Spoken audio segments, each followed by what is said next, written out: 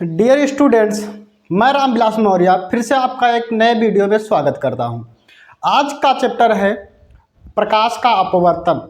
मैंने प्रकाश के अपवर्तन में पिछले वीडियो में मैंने प्रकाश के अपवर्तन के बारे में नियम के बारे में पूरा पढ़ा दिया है। आज उससे संबंधित कुछ न्यूमेरिकल्स कराने वाला हूं। ठीक है, तो आप सभी लोग यहाँ पर इस वीडियो में पूर्णतः बने रहें और आप यहाँ के न्यूमेरिकल्स ठीक देख सकते हैं। और कई बार क्या होता है, प्रश्न ये पूछे भी जाते हैं।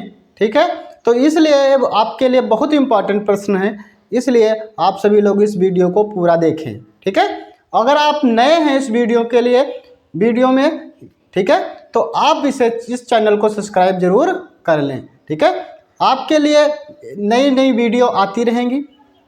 ठीक है, तो आज सबसे पहले हम देख लेते हैं। मैंने कल 2 नियम बताए थे। सबसे पहले मैंने नियम बताया था किसका, स्नेल का नियम। कौन सा? स्नेल का नियम। मैंने एक नियम बताया था जिसको हम कहते हैं स्नेल का नियम। स्नेल का नियम, ठीक है। स्नेल का नियम मैंने बताया था, इसे हम क्या कहा जाता है? इसे अपवर्तन का दूसरा नियम भी कहा जाता है। अगर कई बार प्रश्न पूछता है कि अपवर्तन के दूसरे नियम को दूसरा नाम क्या कहा जाता है, मतलब दूसरा शब्दों में क्या कहा जाता है, दूसरा नाम क्या है? स्नेल के नियम को दूसरा नियम, मतलब स्नेल के नियम को नहीं पूछता है, ज़्यादातर पूछता है कि जो प्रकाश के अपवर्तन का दूसरा नियम है उसका दूसरा नाम क्या है। ठीक है, तो इस तरह का प्रश्न पूछ लेता है तो आपको कहना है स्नेल का नियम। क्या कहना है उसको? उसमें 4 ऑप्शन दिए रहते हैं, बहुविकल्पी प्रश्न में अधिकतर पूछ लिया जाता है। ठीक है, तो आप इस बात का विशेष ध्यान रखिए। ठीक है, तो स्नेल का नियम कहता है कि साइन आई बटे साइन आर। क्या कहता है? साइन आई बटे साइन आर। ठीक है, ये स्नेल का नियम है। ठीक है, इसको हम म्यू से लिखते हैं। कैसे लिखते हैं बच्चों? म्यू से। ठीक है, ये स्नेल का नियम है। ठीक है, तो स्नेल का नियम मैंने ये पढ़ा दिया था। स्नेल का फर्स्ट नियम है। ठीक है, और स्नेल का दूसरा नियम मैंने बताया था, म्यू बराबर निर्वात में प्रकाश की चाल, निर्वात में प्रकाश की चाल सी। इसको हम सी से लिखते हैं, निर्वात में प्रकाश चाल या वायु में प्रकाश की चाल। ठीक है, इसको सी से दिखाते हैं। और माध्यम में प्रकाश की चाल, भैया माध्यम में प्रकाश की चाल। ठीक है बच्चों, इसको V से दिखाते हैं। ठीक है, तो आप ये 2 नियम बहुत ज़रूरी हैं आपके लिए, आप इनको ज़रूर ध्यान रखिएगा। ठीक है, ये बहुत ज़रूरी नियम है। ये दूसरा नियम है ठीक है, तो ये 2 नियमों पर इसमें ज़्यादा से ज़्यादा सवाल पूछे जाएंगे, न्यूमेरिकल से होंगे। ठीक है, तो पहला हम एक न्यूमेरिकल स्नेल के नियम पर बता देते हैं, फिर इस बाद के इस पर भी सारे न्यूमेरिकल्स बताने वाले हैं। ठीक है, तो आप यहाँ पर पूर्णतः बने रहें, पूरा वीडियो देखें। ठीक है, जिससे आपको पूर्णतः समझ में आ सके। ठीक है, तो सबसे पहले हम इसे मिटा देते हैं और फिर पहुँच जाते हैं अपने सवाल पर। सवाल क्या कहता है? पहला सवाल देख लीजिए, हम बुक से सवाल को ले लेते हैं। देखिए, कहता है कि जब कोई प्रकाश किरण, प्रश्न नंबर 1 कह रहा है जब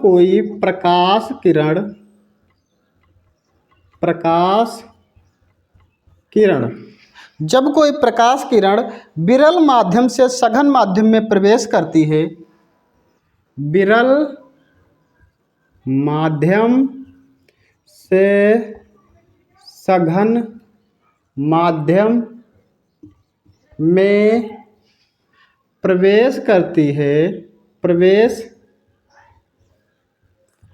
है तो क्या होता है? तो आपतन कोण व अपवर्तन कोण क्रमशः बनते हैं। आपतन कोण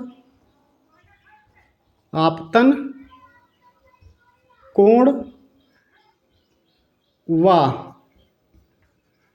अपवर्तन कोण क्रमशः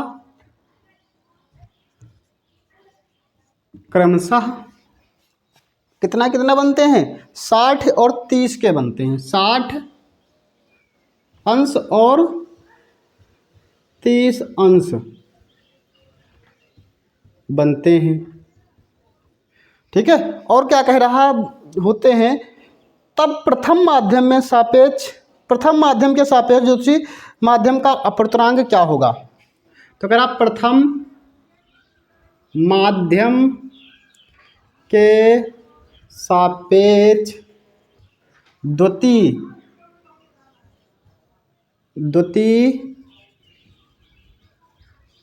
माध्यम में, द्वितीय माध्यम में माध्यम का अपवर्तनांक, द्वितीय माध्यम में नहीं है, का अपवर्तनांक, का अपवर्तनांक। अपवर्तनांक निकालने के लिए हमने सूत्र बता दिया था आपको। अपवर्तनांक कैसे निकालते हैं, स्नेल के नियम से।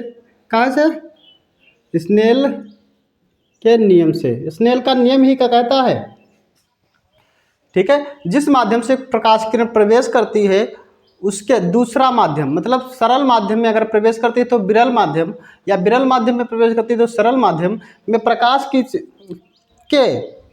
उसमें प्रवेश करने, मतलब उसमें प्रकाश की चाल बटे, सरल में प्रकाश की चाल बटे,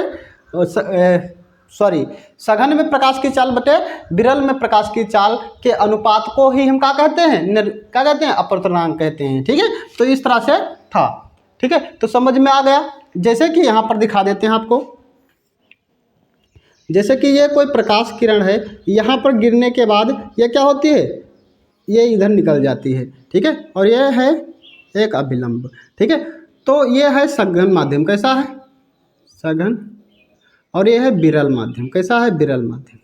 ठीक है, जब कोई प्रकाश किरण सघन माध्यम से विरल माध्यम में प्रवेश करती है तो वह क्या होती है, अभिलंब की ओर मुड़ जाती है। ठीक है, और इसका ये कोण आई है, ये और ये आर है। ठीक है, तो इसके बीच का जो क्या होता है, अनुपात होता है, क्या होता है, अनुपात होता है, उसी को हम क्या कहते हैं, या ठीक है, उसी को हम कहते हैं नियतांक। क्या कहते हैं, नियतांक कहते हैं। ठीक है, तो समझ आ गई बातें। मतलब इसके और इसके बीच का जो अनुपात निकाला जाएगा, मतलब क्या निकाला जाएगा, अनुपात। ठीक है, उसी को हम क्या कहेंगे,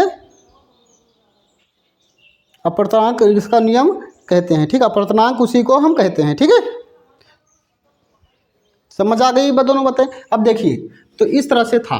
अब देखिए यहाँ पर ये, थोड़ा समझा देते हैं आपको। क्या कह रहा है कि जब कोई प्रकाश किरण विरल माध्यम से सघन माध्यम में जाती है, ये विरल माध्यम है, यहाँ पर बना लेते हैं विरल माध्यम। ठीक है, और ये है सघन। ठीक है, सघन माध्यम में प्रवेश करती है तो आपतन कोण ये है, क्या है बच्चों, ये आपतन कोण, और ये है क्या है, अपवर्तन कोण है। ठीक है, तो आपतन कोण व अपवर्तन कोण के अनुसार कितने हैं, 60 है। तो ये कितना है, 60 है, और ये कितना है, 30 है। ठीक है, ये 60 है और ये 30 है। जैसा कि मैंने परावर्तन में बताया था कि दोनों के कोण समान होते हैं, लेकिन यहाँ पर ऐसा कुछ भी नहीं होता है। ठीक है, इसमें कोण समान कभी भी नहीं होते हैं। ठीक है, तो देखिए, तो स्नेल का नियम कहता है साइन आई बटे साइन आर। अब देखो, तो साइन आई कितना दिया है, साइन आई 60 दिया है बच्चों, और साइन आर कितना दिया है, साइन, अब इसको देखो, साइन 60 बटे साइन 30, साइन 30 दिया है। अब इसे देखो ध्यान से, अब इसको क्या करना है, साइन 60 का मान रखना है, जो कि आप मैथ में पढ़े होंगे।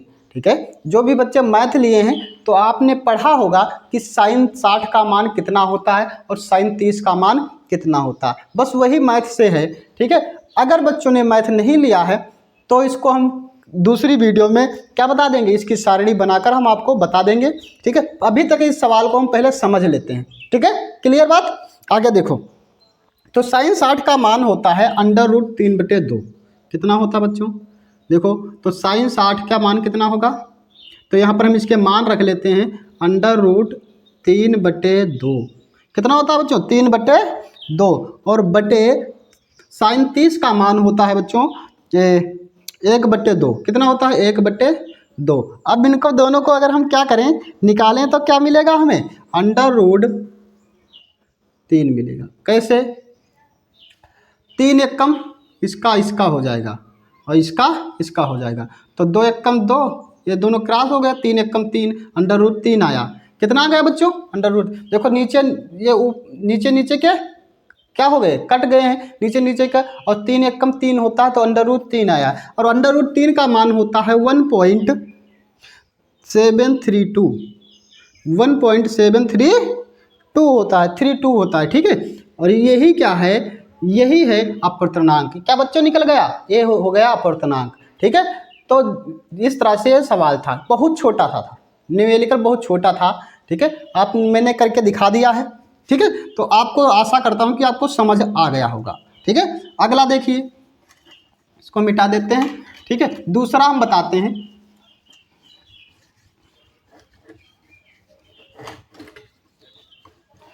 ये भी स्नेल के नियम से था, ठीक है। आगे देखो,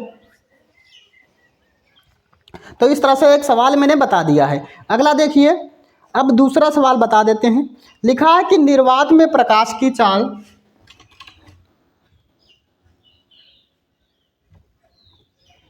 निर्वात में प्रकाश की चाल, निर्वात में प्रकाश की चाल कितनी है। निर्वात में प्रकाश की चाल होती है भैया 3 × 10⁸ मीटर प्रति सेकेंड, 8 मीटर प्रति सेकेंड होती है। और यह सवाल भी कह रहा है कि निर्वात में प्रकाश की चाल 3 × 10⁸ मीटर प्रति सेकेंड है, ठीक है। यदि कांच का अपवर्तनांक 3/2 है, यदि कांच का अपवर्तनांक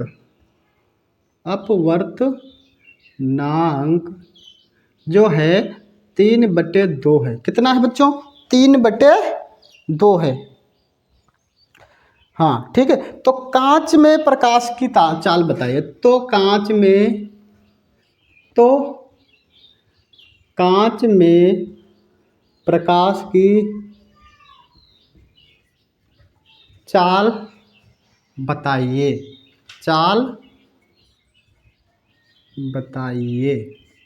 ठीक। अब यह सवाल है, कह रहा है कि निर्वात में प्रकाश की चाल 3 × 10⁸ मीटर प्रति सेकेंड है, जो कि होती है यदि कांच का अपवर्तनांक 3/2 है, कांच का अपवर्तनांक 3/2 है, तो कांच में प्रकाश की चाल बताइए, ठीक है। अब देखिए, यह भी क्या कहता है, यह है ओम का स्नेल का दूसरा नियम, म्यू बराबर क्या है, निर्वात में प्रकाश की चाल, निर्वात में प्रकाश की चाल, जिसको हम कहते हैं, क्या कहते हैं, सी, और बटे क्या करेंगे, माध्यम में प्रकाश की चाल, माध्यम में प्रकाश की चाल बच्चों, माध्यम में प्रकाश की चाल। अब देखो, जिसको हम V बोलते हैं, क्या बोलते हैं, V, ठीक है। तो देखो C कितना दिया भैया, C देखो, C का मान कितना दिया है, C का मान दिया है 3 × 10⁸, जो कि होता है, आपको इतना ही रखना है, ठीक है, 3 × 10⁸ मीटर प्रति सेकेंड, ठीक।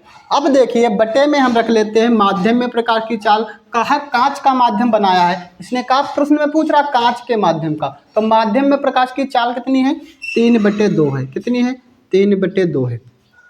अब देखो, अब क्या दिक्कत है, दिक्कत देखो कुछ नहीं है, देखो अब इसे काटें, क्या करें, काट लें, ठीक है। तो इसको हम सरल कर लेते हैं, थोड़ा क्या करें, सरल करें, ठीक है। तो अगर हम इसको ऊपर ऊपर नीचे काट लेते हैं तो ये कितना आएगा, 2 एकम 2 हो जाएगा, यहाँ पर 2 एकम 2 हो जाएगा, और 1 बच जाएगा, तो पॉइंट लगाएंगे और 10 हो जाएगा, तो 2 पंचे 10, इसका कितना आ जाएगा, 1.5, कितना आ जाएगा भैया, 1.5 आ जाएगा।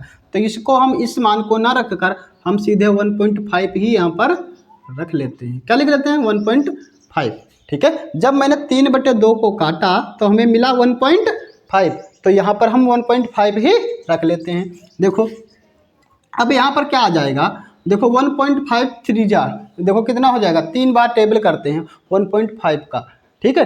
तो देखो क्या होता है, तो हो जाएगा बच्चों, कितना हो जाएगा 2, क्या हो जाएगा 2 गुणे 10⁻8 मीटर प्रति सेकेंड। देखो 1.5 एकम 1.5 दूना 3, तो कितना हो गया ना, सेम टू सेम। तो देखो यही इसकी प्रकाश क्या आ जाएगी, कांच में प्रकाश की चाल आ जाएगी बच्चों। कांच में प्रकाश की चाल क्या आ जाएगी, 2 गुणे 10⁸, 2 गुणे 10⁸ प्रकाश की चाल आ जाएगी, ठीक है। इसी प्रकार से दूसरा सवाल है। दूसरा सवाल कहता है यदि वायु के सापेक्ष कांच का अपवर्तनांक कितना है, वायु के दूसरा नंबर न्यूमेरिकल है, वायु के सापेक्ष कांच का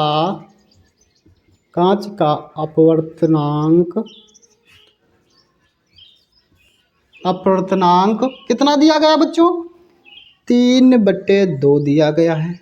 वायु के सापेक्ष कांच का अपवर्तनांक 3/2 है, तथा वायु के सापेक्ष जल का अपवर्तनांक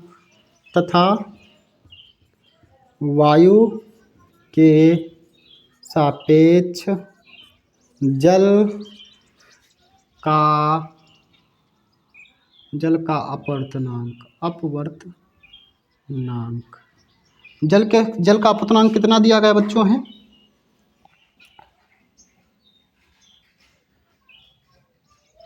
जल का अपवर्तनांक दिया है 4/3 है। तो जल के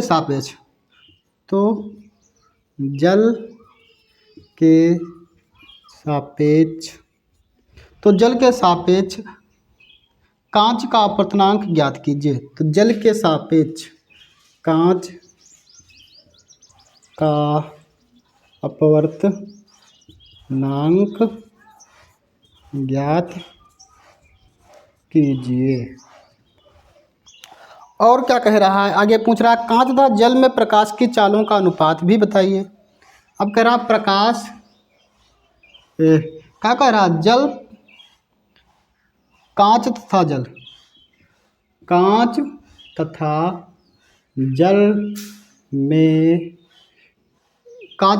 में प्रकाश के चाल का अनुपात बताइए। कुछ सवाल इस प्रकार से है, कह रहा कि वायु के सापेक्ष कांच का अपवर्तनांक इतना है तथा वायु के सापेक्ष जल का अपवर्तनांक इतना है, तो जल के सापेक्ष कांच का अपवर्तनांक ज्ञात कीजिए। क्या कह रहा है कि जल के सापेक्ष कांच का अपवर्तनांक ज्ञात कीजिए और बताइए कि कांच और जल के प्रकाश के चाल का अनुपात क्या होगा, ठीक है। तो देखो सबसे पहले हमें निकालना है, क्या निकालना है, हमें सबसे पहले निकालना क्या है, देखो हमारे अनुपात दिया गया है, कहाँ पर अनुपात दिया गया है, ये n⁻g का दिया है, ये n⁻g मतलब एयर, मतलब क्या हो गया, एयर और गैस के बीच का अपवर्तनांक, वायु सापेक्ष कांच का अपवर्तनांक कितना है 3/2 वायु और कांच, वायु और ग्लास, ठीक है, इसका अनुपात कितना है, ठीक है, समझ आ गया ना बातें। अब देखिए वायु के सापेक्ष जल का अपवर्तनांक, अब दूसरे पूछा कि वायु के सापेक्ष एयर म्यू बनना चाहिए यहाँ पर, ठीक है, म्यू बना देते हैं, यही है म्यू, ठीक है। अब देखिए वाटर पानी का सापेक्ष, तो देखो पानी का क्या दिया है 4/3 दिया है। अब कह रहा है, अब इस तरह से दिया है और कह रहा है कि W/G बताओ, क्या बताता है, का तो वाटर जल के सापेक्ष कांच का अपवर्तनांक, जल के सापेक्ष कांच का, बूझ का रहा है वाटर म्यू बटे क्या पूछ रहा है भैया, कांच का अपवर्तनांक G पूछ रहा है, यही तो पूछ रहा है बच्चों। क्या पूछ रहा है? यही पूछ रहा है। तो सवाल में लिख देते हैं सबसे पहले WNG बराबर WμG। ठीक है, W मतलब वाटर, इसे छोटा सा लिखते हैं, इसी को भी छोटा सा लिखते हैं, म्यू बड़ा देते हैं। ठीक है, तो देखो जी अब क्या कह रहा है, अब ये यहाँ पर बता रहा है कि बताइए अब क्या करते हैं। तो ऊपर हम लिख लेते हैं, ऊपर क्या लिख लेते हैं, AμG और नीचे लिख लेते हैं AμW वाटर।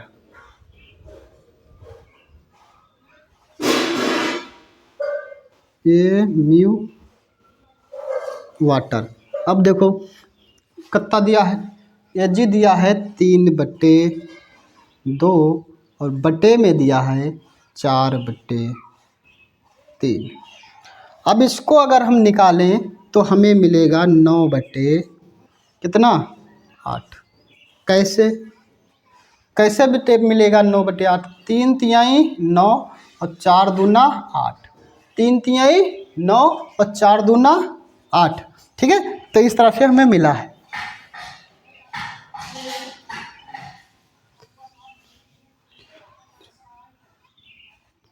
अब ये हमें मिला है अनुपात। क्या मिला है?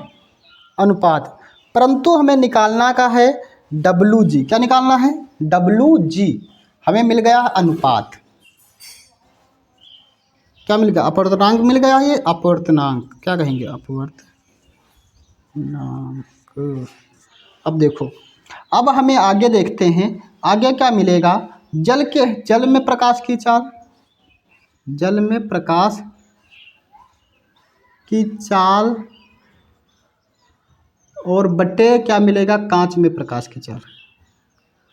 कांच में प्रकाश की चाल देखो बराबर क्या मिलेगा हमें बच्चों। अब देखो जल में प्रकाश की चाल क्या होती है, कांच में प्रकाश की चाल 1, कांच में प्रकाश की चाल बताओ 1 हो गया।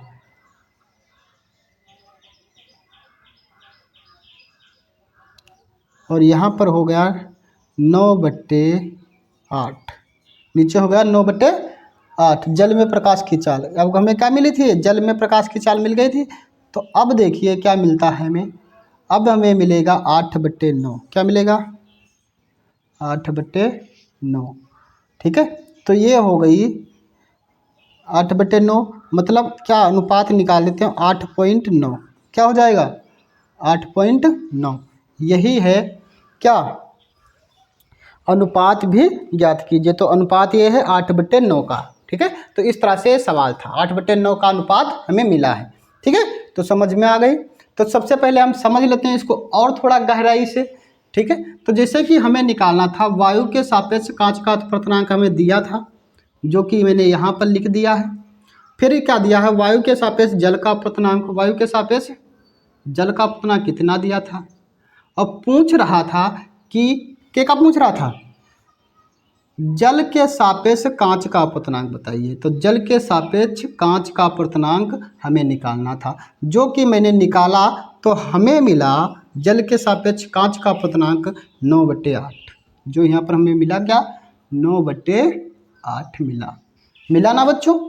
9/8 मिलने के बाद अब क्या कह रहा था, अब मिल गया कांच का अपवर्तनांक। अब कह रहा था कांच तथा जल के प्रकाश में कांच तथा जल में प्रकाश की चाल का अनुपात निकालिए। अब इसका अनुपात निकाला तो हमें कितना मिला, 9/8 मिला। सेम टू सेम ऐसे ही 8/9 हमें प्रकाश की चाल। देखो जल में प्रकाश की चाल, जल में प्रकाश की चाल कितनी है, देखो इतनी है प्रकाश की चाल। जल में प्रकाश की चाल मतलब 1 मान लेते हैं, क्या 1 मान लिया मैंने 1। और हमें नीचे क्या दिया, कांच में प्रकाश की चाल, ये देखो मिली है कांच में प्रकाश की चाल। ठीक है, तो हमें इसको क्या करने पर, हमें भाग करने पर हमें ये प्राप्त हुआ है। ठीक है, तो इस तरह से हमें ये प्रकाश की चाल मिली है। ठीक है।